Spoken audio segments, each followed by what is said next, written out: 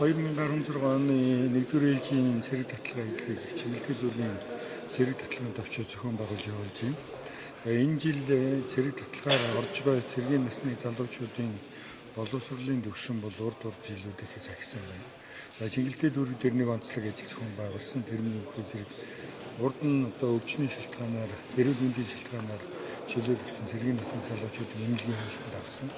Тэр хүмүүс маань харьцангуй бас энэ жил эрүүл чигтээ цэрэг татгаж байгаа хүмүүсийн тоо нэмэгдэж байна.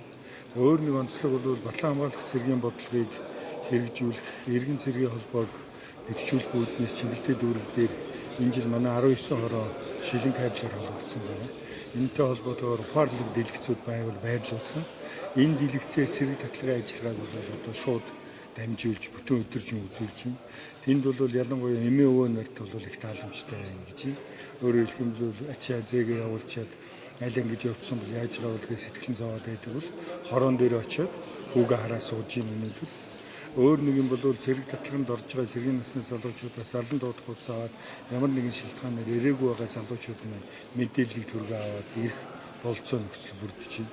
Хоёрдугаарт нь бол дүүрэг маань өөрөө нэгцгийн үйлчилгээгээр иргэддээ үйлчилж явах хэрэгтэй. Энэ хүрээндээ бол өнөөдөр манай 6 хэлтс цэрэг татлагын ажилтай холбоотой та нар гадаа харсан холон хүн байна.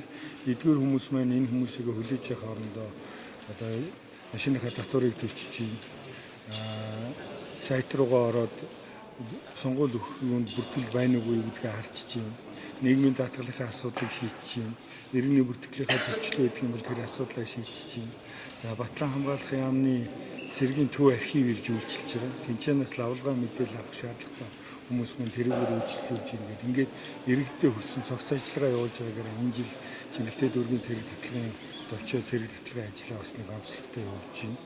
Ер нь бол цэрэг татлага гэдэг маань цэргийн насны залуучууд үндсэн хуулиар хүлээсэн журам түүргээ биелүүлж байгаа бас нэг баярын өдөр юм байна.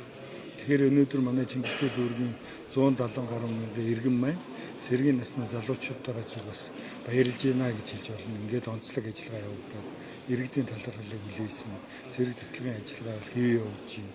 Хяналтын тоо юмд хүрэх энэ байдал маань үр дүнтэй байна.